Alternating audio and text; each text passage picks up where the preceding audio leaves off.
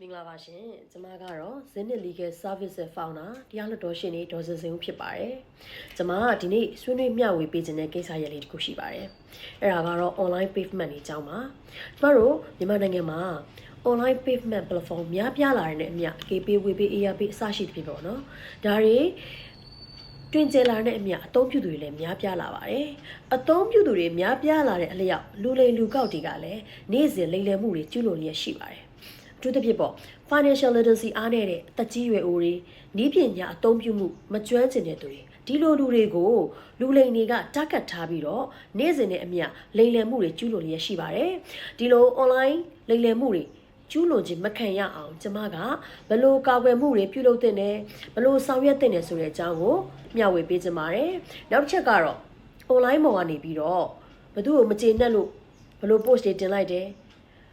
စကားတွေပြောလိုက်တယ် post တွေတင်တယ်ပုံတွေတင်တယ်စာတွေတင်တယ်ဒီလိုတင်လိုက်လို့ရှိရင်တစ်ဖက်ကနေကိုယ့်ကိုဘယ်လို action ယူလို့ရတယ်လဲဆိုတော့ဥပဒေဗဟုသုတတွေကိုလည်းတွဲဖက်ပြီးတော့မျှဝေပေးခြင်းပါတယ်ဘယ်လိုမျှဝေရမှာလဲကျမကပြည်တွင်း case ပေါ့နော်ပြည်တွင်းမှာဖြစ်ပျက်နေတဲ့အမှုကိစ္စတွေရယ်ပြည်ပမှာဖြစ်ပျက်နေတဲ့အမှုကိစ္စတွေရယ်ဒါတွေကိုရှင်းတွဲပြီးတော့အများပြည်သူကို sharing လုပ်ပေးခြင်းပါတယ်ကျွန်မအရင်ဆုံး sharing လုပ်ပေးခြင်းတာကတော့ online payment တွေအကြောင်းပါ online payment တွေဖြစ်တဲ့ KPay WePay AirPay ဒါတွေနဲ့ပတ်သက်ပြီးတော့ကိုကအသုံးပြုပြီဆိုရင်ဒီအသုံးပြုမှုနဲ့ပတ်သက်တဲ့အချက်လက်တွေ password တွေ username တွေ OTP code တွေဒါတွေကိုကိုကလွယ်ပြီးမြည်သူတူဦးတယောက်ကိုမှအသိပေးလို့မရပါဘူးအသိခံလို့မရပါဘူးတချို့တွေရှိတယ်ကျမတို့ဒီ TikTok မှာတက်လာတဲ့လူတွေအလိန်ခံရတယ်ဘယ်ဘဏ်ကပါဘယ်ဆက်သွယ်ရေးကပါခင်ဗျားရဲ့အသုံးပြုမှု online payment အသုံးပြုမှုကိုအဆင့်မြင့်တင်ဖို့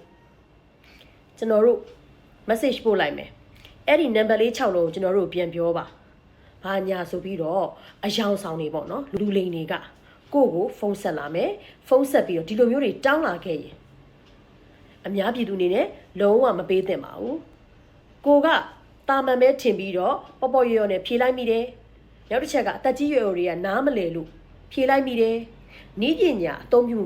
အားနည်းတဲ့ကလေးတွေနော်ဒီလိုနားမလည်မတက်ကျွမ်းတဲ့လူတွေကတစ်ဖက်ကမင်းမြန်းလာတာကိုအယုံလွယ်ပြီးဖြေလိုက်မိရင်တော့ကိုထည့်ဝင်ထားတဲ့ကိုအသုံးပြုထားတဲ့ပေးတွေကငွေတွေကတစ်ဖက်ကိုအလွယ်တကူလိမ်လည်ရယူလို့သွားနိုင်ပါတယ်ဒါကြောင့်ကျမကဒီ online payment အသုံးပြုတဲ့လူတွေကို sharing လုပ်ပေးချင်တာကတော့ကိုယ့်ရဲ့ကိုယ်အချက်လက်တွေကိုတခြားသူတူတယောက်ကမေးမြန်းစုံစမ်းရင်အလွယ်တကူမပြောသင့်ပါဘူးနောက်တစ်ချက်ကတော့ကိုယ့်ရဲ့ဆွေမျိုးအတိုင်းဝိုင်းဒဇိမ့်အားလုံးကိုကိုယ့်ရဲ့ကိုယ်အချက်လက်တွေကိုအလွယ်တကူမပေးသင့်ပါဘူး